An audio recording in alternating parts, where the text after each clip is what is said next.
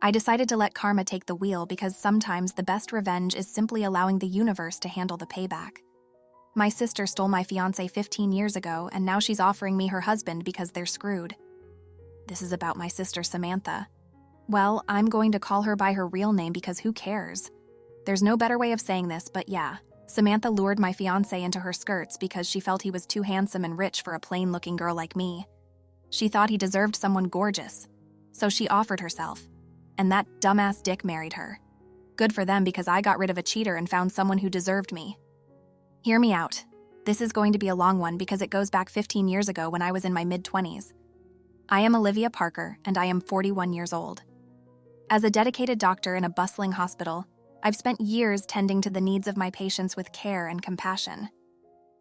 Samantha is 6 years younger than me and has an opposite personality. She's the girl who gets the most attention at all family and social gatherings, and she ensured that she got it right from our childhood. She was more focused on getting dressed up and hanging out with friends. No doubt she's pretty and what you call drop-dead gorgeous, and she's proud of it. She leaves no opportunity to flaunt her superficial beauty and look down upon others who don't fit her beauty standard, like me. She was always critical of my dressing sense and made fun of my not-so-social nature. As a kid, I was more inclined towards academia, so I was mostly seen with my books and comics instead of putting makeup on my Barbie. I didn't even own a Barbie. Samantha and I never shared a sisterly bond. She considered herself a fashionista while I was a plain-looking girl. That's what she called me. Plain. Well, she was right to an extent. I'm a simple woman with no pomp and show, no over-the-top drama for attention. I'm calm and composed and like to be in my own space. Very early, I left home after high school, and I couldn't have been more relieved. Who wants to be around an entitled brat? Life was fun with my busy schedule in medical school. I used to visit home during holidays or spring break, and I kept my trips short. Things got straightened out with Samantha as we had minimal encounters. Samantha dropped out of high school to pursue a career in fashion. Later, she again fell out of fashion school to pursue a modeling career. Until I was in touch with her, she got 2 photo shoot projects for a local apparel brand in 5 years.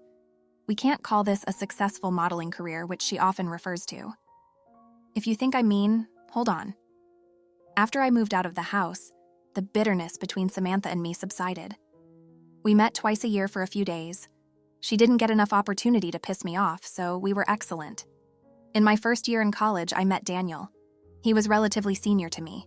He was pursuing his master's while I was in my first year for a bachelor's degree. Besides, he had a couple of years of hands-on experience as a duty doctor. He was specializing as a heart specialist, one of the most reputed specializations. To add a cherry to the cake, he was handsome. He used to give lessons on the subject of the circulatory system to first-year students to earn some extra bucks and brush up his knowledge. He was famous for his simple teaching methods, which were more popular amongst the girls because, you know, who doesn't want to take lessons from a blue-eyed, 6'2" lean and well-built university senior? I also took lessons from him, and eventually we started dating. In my final year of college, he proposed to me after dating for 4 years. I had no reason to say no. He was already working at a hospital by then. During the holidays when I went home, Mom saw the ring on my finger and asked in the happy moments of festivities. I told her everything. She jumped in excitement because it is not usual for me to get serious with anyone. Daniel was the first guy I ever dated or had sex with. Mom asked me for details about Daniel because she had sniffed our marriage on the cards. Samantha often used to say that I'm never going to find a good man to marry me. By good, she meant rich and handsome. Whenever she got to know that I was seeing a guy, she would remark, "He's so going to run away. Your relationship won't even last for a week." So when Samantha got to know about Daniel, her eyes lit up, and she wanted to know more about him. It was unusual for her to take an interest in my life because it has always been very dull. I asked, "Why do you want to know about him?" She said, "He's going to be family, so I should know him." Mom asked me to call him for dinner on New Year's Eve. Later, I got to know that Samantha had asked Mom to invite Daniel. We didn't have any plans for that year, so Daniel agreed to tag along. When we reached home, Samantha greeted us. It was surprising because Samantha is a party person. She's never seen home on weekends. On New Year's, she has off for a week-long party with her friends. But this time, she was at home. Quite surprising, it should have been alarming. But I didn't get bothered. I don't give a crap about others' lives. I went home with Daniel, and Daniel floored my sister. Her first comment was, "I thought you to be rich, but you're handsome too." Her flirtatious gestures were just so evident. It was right on my face, yet I didn't take any heed. I was secure in my relationship. Throughout the evening, she made moves at him by complimenting him trivially, touching his arms and thighs unnecessarily, and forcing a conversation with him. She sat next to him at the dinner table. I gave her a look, and she made a cute pout and said, "You get to sit with him every day. Today I can be his arm candy." Everyone chuckled, and we took it as light fun. During the conversation, she learned that Daniel had gone for a walk after his dinner. As soon as he cleared up after the dinner, she offered to give him a tour of the neighborhood. Daniel looked at me while I sat there with a straight face, not knowing what to say. Daniel replied with an awkward yes, and they both went out for a walk. That night, while we were driving back from my parents' place, Daniel asked me if I had noticed how Samantha was flirting with him. I laughed and brushed it off, saying, "She's an attention seeker." I thought Daniel wasn't so shallow that he would fall for superficial beauty, but dang, he did. He was equally mesmerized by Samantha's charm, and he cheated on the first opportunity he got a few months later. I had my final year exams as usual. I cut down on our hangouts to focus on my studies. Eventually, I found him cutting down the communication. When I confronted him, he said he wanted me to focus on my finals. I was too busy to suspect any foul play. On the last day of my exam, I asked him to pick me up from college, but he said he was busy. Later that night, I called him to check up on him. He said he was home but was too tired and ready to doze off. I went to his place to surprise him, but it was locked. I called him again, but he didn't respond. I waited for his call the next day, but he didn't call back. Shamelessly, I called him again and asked him why he lied the last night. He said he forgot to mention that he had crashed at his colleague's place. Stupid me didn't read this to be any signal. How would I? This was the first time anything such was happening to me. This continued for a week until my lost marbles came back to the census. I asked him point blank if he wanted to break up with me. He hesitated for a few seconds before murmuring a yes. He said he no longer loved me. That was it. The last conversation we ever had. I didn't ask what, when, or how. Heartbreak is always painful, and that too without any reason. Even more, he left me with a sense of insecurity, self-doubt, and many unanswered questions, which he didn't answer, and neither did I ask. It took months and many bottles of single malt whiskey, but eventually, I moved on. I was glad that he broke up after my finals. Otherwise, I would have taken one more year to finish medical school. 7 months later, I got a call from Samantha, and she invited me for her engagement. I congratulated her and asked about the guy. She didn't say the name and asked me to come to the party and meet him in person. I was happy for her, yet it saddened me for a while that I was supposed to be married during that time, but I was single and nursing my breakup. I tried to forget my miserable life and showed up at my sister's engagement. As soon as I entered the venue, I saw the board as Samantha and Daniel. It gave me shivers down my spine, but I calmed down myself, saying, "Daniel is too common a name. He might be someone else." But as I went inside, I ran into two of Daniel's friends. They turned to the other side when they saw me coming. My heartbeat raced as I went near the podium where Samantha was supposed to be sitting with her fiancé. The moment I saw Daniel sitting with her, his arms wrapped around hers, I froze.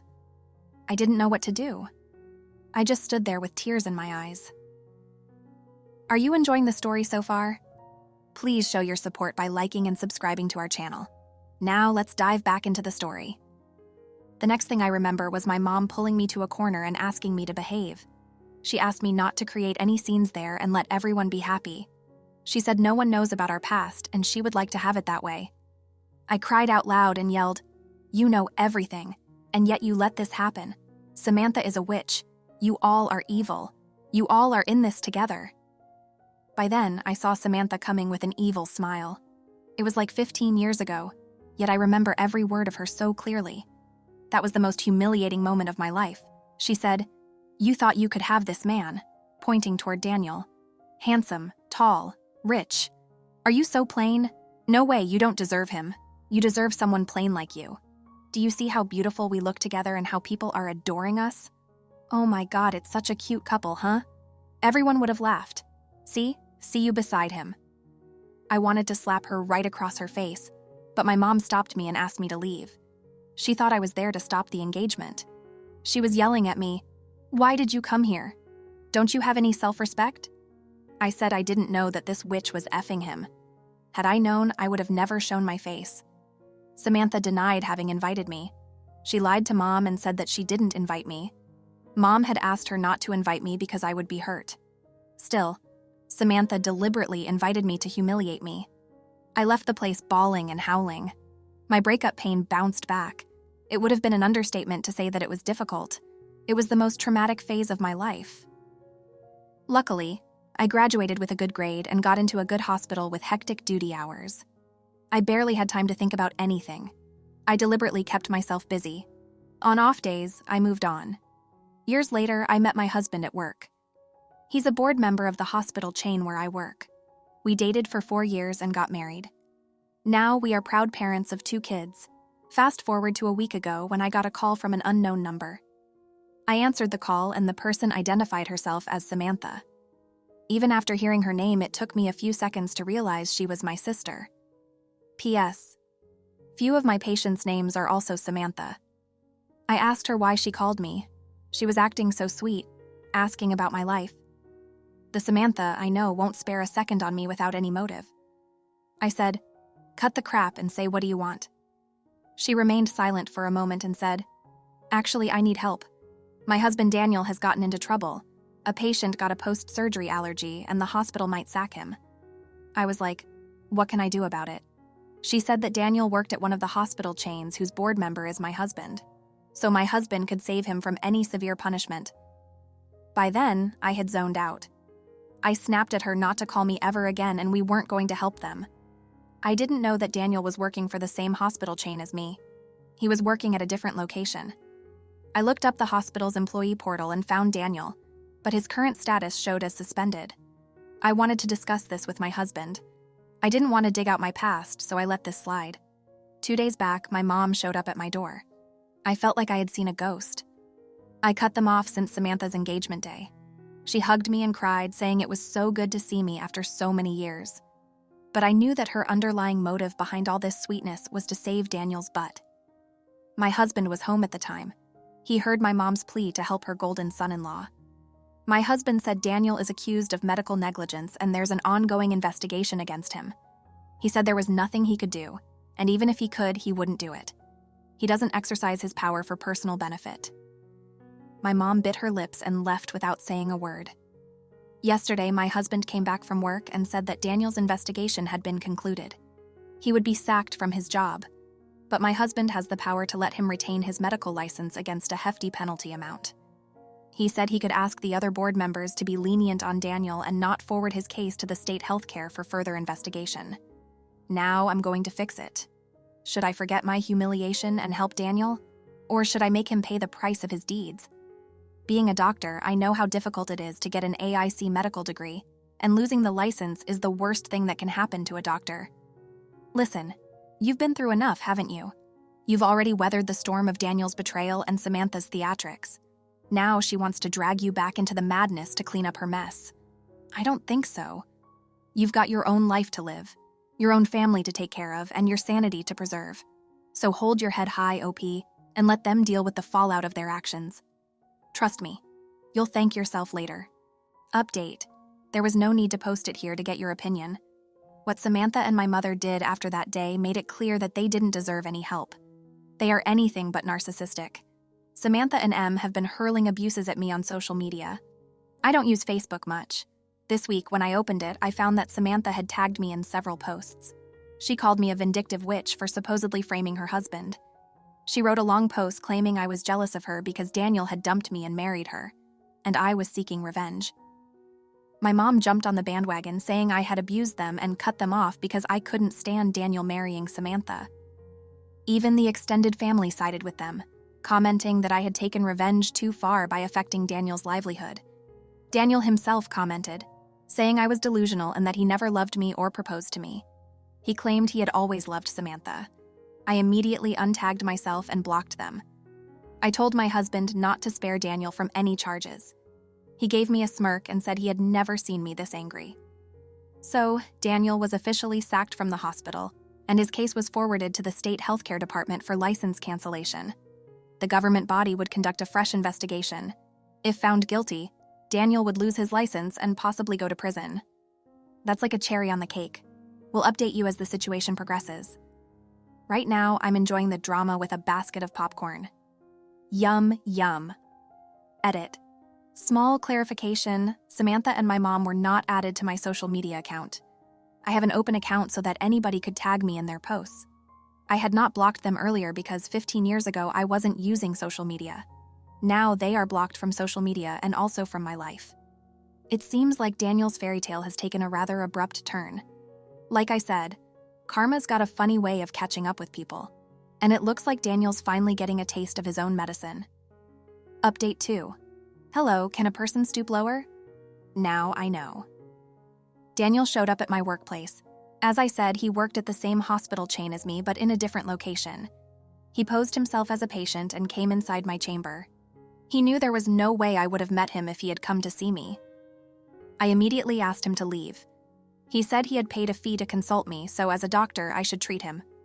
Fair enough. I listened to his problems. Meanwhile, I swiftly switched on the voice recorder on my phone. I did this so that he couldn't trap me in another mess, and I'm glad I did. He was faking his health condition, saying he had gotten the flu and all. I acted professionally and gave him the medication as per the symptoms. But he wasn't ready to leave and unnecessarily asked stupid questions. He started flirting. I asked him to stop and leave. He said, "I wanted to apologize to you long back. I didn't intend to hurt you. But your sister trapped me and made me sleep with her. Then she blackmailed me to marry her, else she would press molestation charges on me." I asked him to stop right there because all he spoke was complete BS. I could have called security on him, but I was enjoying his desperation. Revenge is so sweet, I tell you. I heard him out with a satisfied smile. He went on to say, "I know you still love me. That's why you still hurt and want to take your revenge. Honestly, I still feel for you. I regret marrying Samantha. If you can convince your husband to save me from prison time, I promise I'm going to leave Samantha and be your lover. You don't need to leave your husband, but we can secretly have our own thing." That douchebag dared to say this. I burst out in laughter, called security on him, and asked him to leave. He had no idea that he was being recorded. The disappointment on his face was so satisfying. He thought he convinced me. Ha. I texted Samantha and wanted to send her the recordings of her low-life husband. I said, "Your loser husband visited my clinic posing as a patient." She said, "I know. He tells me everything. We also know that you still love him. I can let you sleep with him for a night if you can save his license and prison time." Her response blew my mind. No point talking to her any further. They are together in this dirty game. I told my husband about this and he was aghast. He said we could have sued him for offering bribes, but it would dig out my painful past. I said let him handle one charge at a time, but I'm going to do my bit to exact my revenge. I added Samantha, Daniel, my mom, and other relatives on Facebook. Samantha and Daniel accepted it at once. They may have taken it as a positive sign for me. Then I wrote a long post about how Samantha, Daniel, and my mom had been trying to manipulate me to help Daniel skip prison time. I attached the screenshot of the conversation with Samantha. I also turned the voice recordings into a still video with Daniel and Samantha's picture with the voice running in the background and uploaded it. That post just blew up with comments. I blocked Samantha, Daniel, and Mom because I knew they would retaliate. My extended family and relatives expressed their disgust about Samantha offering to let Daniel hook up with me to get away with his negligence. Samantha and my mom tried to contact me, but I had blocked their calls and voicemails. I spent the whole day yesterday and today reading the comments on the post. People have gone next level trolling Samantha and Daniel. My weekend couldn't be better. Oh, the audacity of some people never fails to amaze me. How delusional can one get? So let me get this straight. Daniel, the Casanova extraordinaire, decides to grace your workplace with his presence, spins some ludicrous tale about your undying love for him, and then has the nerve to suggest a freaky rendezvous behind Samantha's back. And as if that weren't enough, Samantha chimes in with her brand of insanity, offering to let you have a little piece of her hubby if it means saving his sorry behind from prison. I mean, is this real? With one well-timed post, you've exposed their shameless antics for the world to see and the internet's response. Pure gold. After all, there's nothing quite like a weekend spent sipping tea and watching the drama unfold. What do you make of this? What would you have done? Thanks for watching. How did you find the story? Let me know in the comments below. Remember to like this video and subscribe to our channel for more awesome stories like this. Your feedback and support mean a lot.